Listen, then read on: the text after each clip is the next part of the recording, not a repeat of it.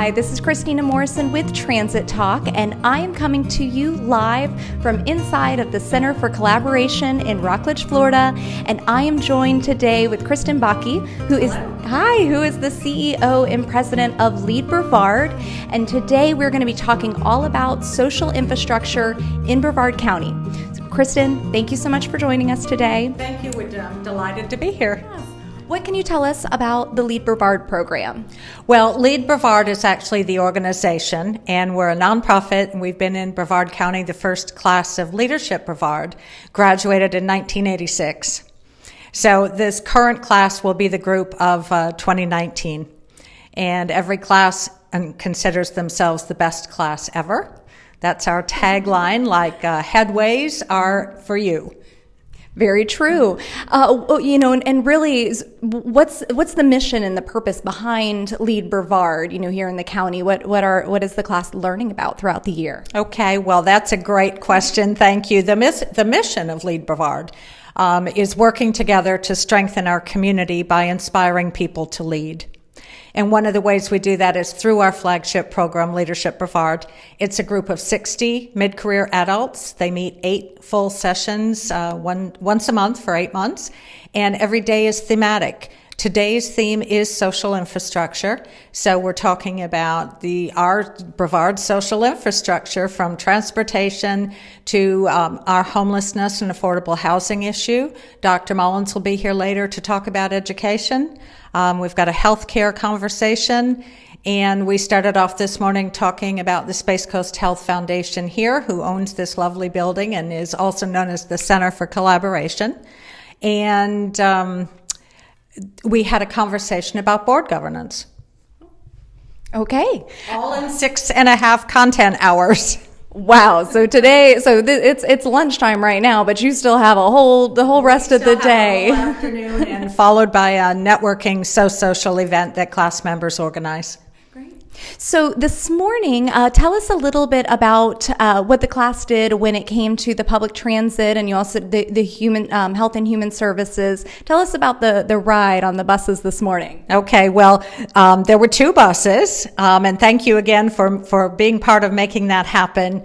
We divided our group into 2, and one group went to Brevard Achievement Center and the other group went to Bridges.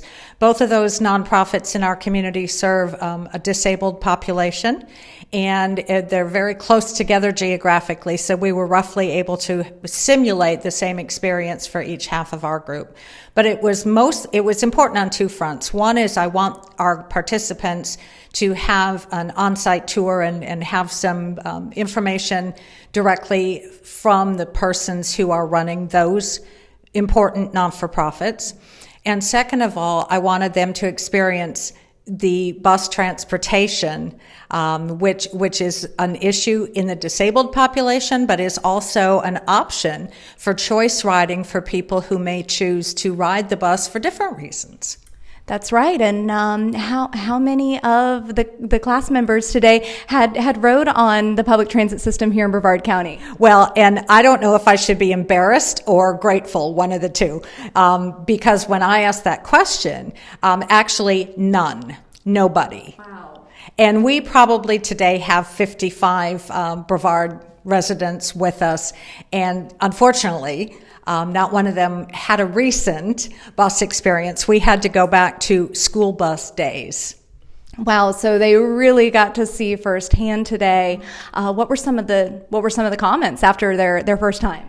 Well, I think they were surprised at how clean and how large the buses are. There's some concerns or questions from our group about the bus stops and how our class members look at the persons waiting for a bus and perhaps, wonder what our people might be able to do to help with that situation. I mean, if the weather's bad, or we're in Florida, if it's too hot. At Brevard Achievement Center, I know they're in a fundraising position right now to hopefully build their own bus loop. Okay.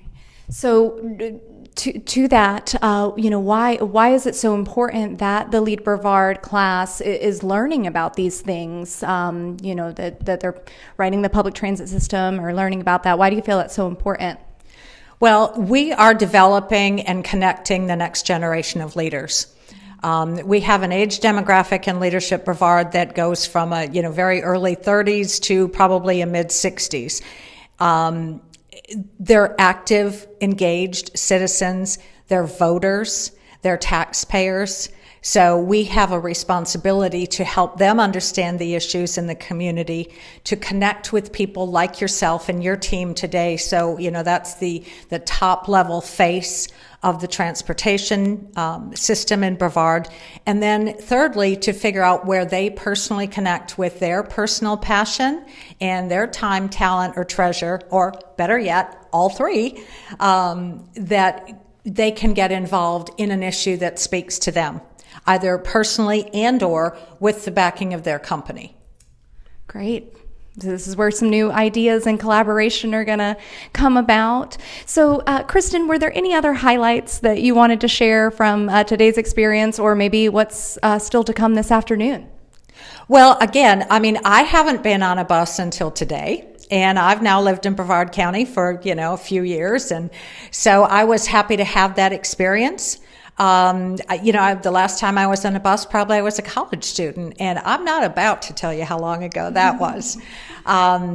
So we've had a quick look at part of our community makeup that is a disabled population or a differently abled population. We're going to have a conversation after lunch about homelessness and the affordable housing issue in Brevard, because as we're being successful in Brevard in manufacturing and high tech and the commercial space arena, we're also creating a divide between people that can afford a higher priced home or place to live. It makes it potentially less affordable for someone who doesn't have that same kind of income. So that's a community leader responsibility to understand the issue and then to begin to see and seek possible solutions. So very true. So if people want to know more information about LEAD Brevard and then maybe more information about what you're doing or the different organizations that you're working with, where can they find that information? Well, we're fortunate to have a great website, and we have a Facebook page, and we have an Instagram account. But the easiest thing to do is to go to leadbrevard.org.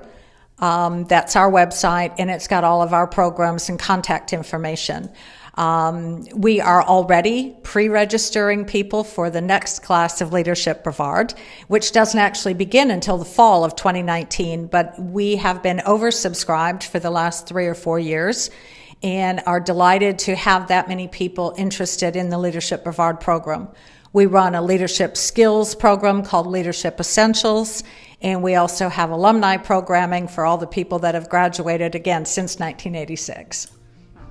Well, Kristin, thank you so much for taking the time to share today and for all that you do to bringing these important topics to the community. Well, thank you. Thank you. It's absolutely been my pleasure. Loved riding the bus. Well, good. We are so glad to hear that. And stay tuned for more on transportation and updates in Brevard County. Once again, I'm Christina Morrison with Kristin Bakke with LEAD Brevard. This has been Transit Talk. Thanks for watching.